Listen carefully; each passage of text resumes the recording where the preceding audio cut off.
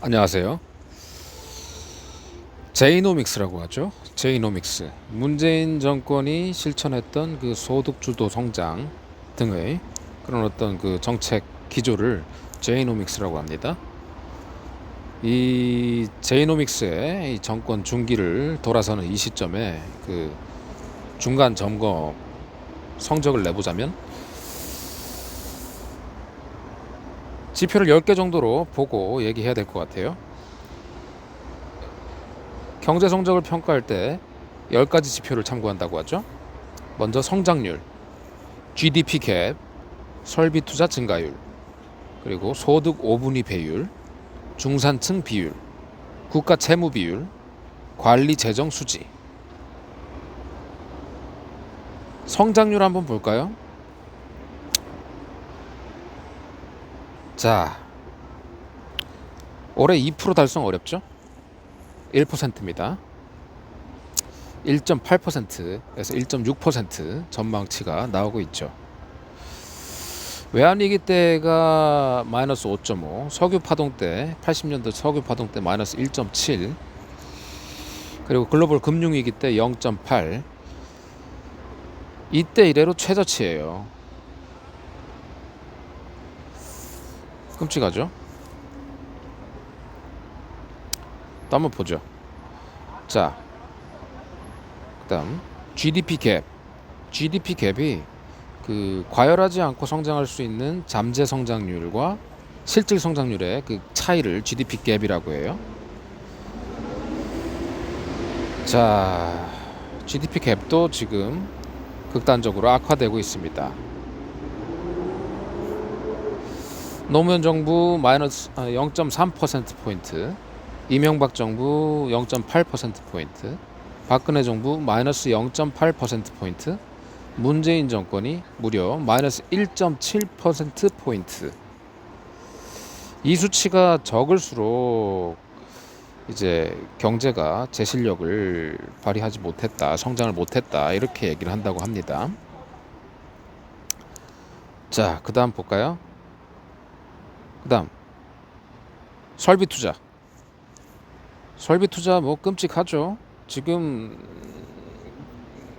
해외 투자는 역대 최고, 그리고 국내 투자, 국내 설비 투자는 역대 최저. 역대 정부 중에 최저입니다. 아마도 이 규제, 그리고 정권, 국가에 대한 불확실성, 기업하기 어려운 환경, 반기업, 친노조 어떤 그런 어떤 사회 분위기, 그리고 정부의 정책 기조, 요것이 가장 큰 원인이지 않나 싶습니다. 뭐 자기들 사람들끼리만 헤쳐먹으려고 하는 거죠. 웃기는 사람들이에요, 아주. 그 다음에 소득 5분위 배율 볼까요? 소득 5분위 배율.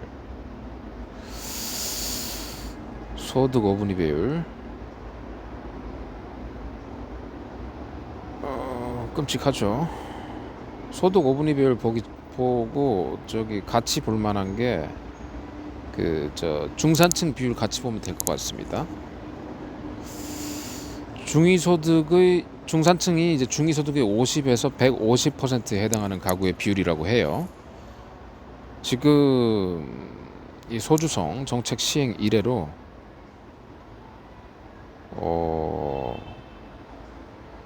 금융위기 때 64.2%, 올해는 금융위기보다 더 나빠요. 60% 밑으로 떨어졌다고 합니다.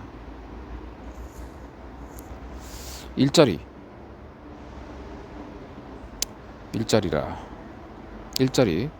뭐 정부가 8, 9월에 45만 명, 34만 명 증가했다고 얘기하면서 이제 고용 개선되고 있다 자화자찬했죠. 그런데 어떤 일자리죠? 공공 일자리죠. 그리고 노인 일자리, 그리고 단기 알바, 즉 세금 일자리입니다. 세금 부어가지고 돈 퍼다 준 거예요. 길거리 가면 아무 일도 없이 이런저런 명분으로 십수명이 지금 고용 명부상 고용돼 가지고 그렇게 돈을 타가고 있죠. 현금 살포하는 겁니다. 예. 이래가지고 이거는 그리고 정규직은 최저죠 아마. 비정규직 비율이 높아지고 정규직, 그러니까 좋은 일자리는 자꾸 줄어들고 있어요. 그 다음에 볼게 비정규직 비율. 그렇죠. 비정규직 비율도 높아지고 있고 단시간 근로자 비율 높아졌죠. 국가 채무 비율 내년도에 980조, 1000조 가까이, 1000조, 드디어 1000조가 된다고 하죠. 이게 뭐죠? 지금 뭐 경제 위기도 없어요. 경제 위기도 없는데 성장, 분배, 일자리 모두 지금 침체입니다. 뭘 잘했다는 거죠? 대외 변수? 오늘 또 그 얘기가 나오더군요. 2% 성장 안 되면 한국당 책임이다. 웃고 말죠. 그냥 뭐 국민이 웃을 겁니다 아마. 그렇게 무책임할 수가 있어요. 참 무책임해도 그렇게 무책임하고. 잠재 성장률보다도 실제 성장률이 낮아요. 성장, 분배, 일자리, 분배 5분위.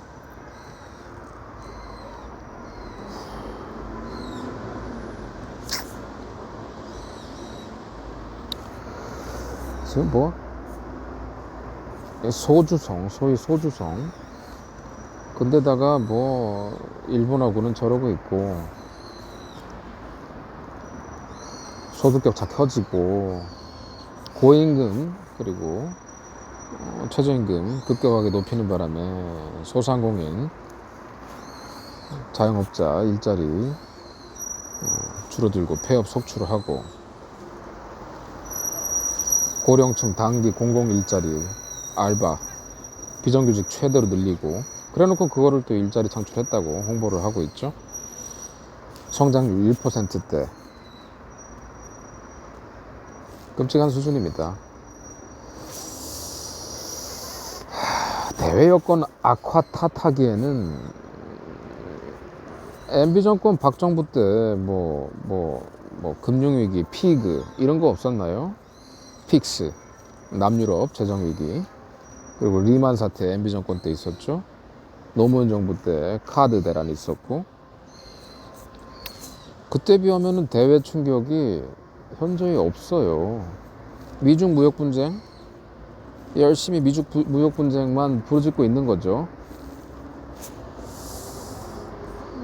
자기 탓을 절대 하지 않는 이런 정권.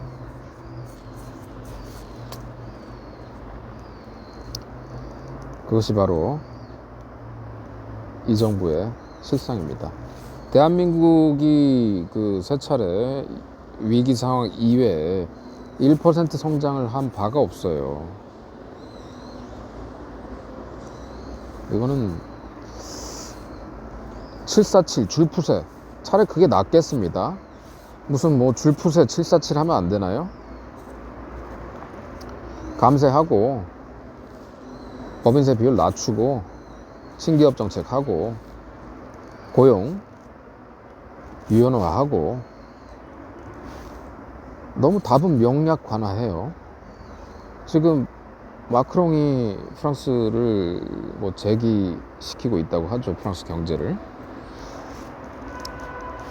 그리고 독일 같은 경우에 하르츠 개혁 해가지고 고용 유연화 했죠. 그리고 각종 그 선심성 지원, 복지, 각종 보험 지원 그리고 줄이고 지금 이 위기 국면에 그런 충격요법으로 타개하지 않으면은 어떻게 넘어가겠어요? 그럼에도 불구하고 우린 착해, 우리는 약자를 보호하는 사람이야, 사회 안정망이 필요해, 이 논리에 도취돼 가지고 그저 거기에 그냥 사로잡혀 가지고 당장 써야 할 그런 어떤 치료법을 쓰지 않고 있는 거죠. 정말 이거는 책임 없는 사람들이 국가 정책을 좌지우지하고 있어요. 오늘 어디서 보니까 지금 이낙연 총리가 이제 총선의 역할을 해야 되고, 그렇다면 이제 다음 총리는 누가 될 것이냐 이런 얘기가 있는 것 같아요. 지금 언급되는 분이 뭐 정세균 전 국회의장, 그리고 김진표 부총리, 이런 분들이죠. 뭐 정세균 의장 같은 국회의장 한 분이 국무총리로 간다, 조금 좀 모양이 안 나와요. 그러면은 김진표 전 총리가 될 가능성이 좀 있다고 보여지는데, 김진표 총리는 그래도 실력이 있습니다. 예. 아마 김진표 총리가 되면은 좀 정상적으로 나라 운영이 좀 되지 않을까 하는 기대감은 가져볼 수는 있겠어요. 아무튼 지금 이 정권은 뭐 경제 수속부터 위시해가지고 지금 김상조 씨 이런 분들,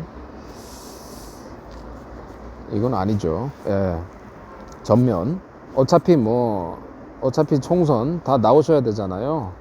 그러니까 이참에 인적쇄신 하시고 빨리 총선 준비하시고 제대로 된, 그래도 기재부라든지 이런 잔뼈가 굵은 관료 출신들, 관료 출신 중용하면 안 된다 이런 얘기 있지만, 그런 분들이 좀 정상적으로 나라 성장기에 그 국정 운영을 담당했던 분들이 다시 좀 중임을 맡으셔가지고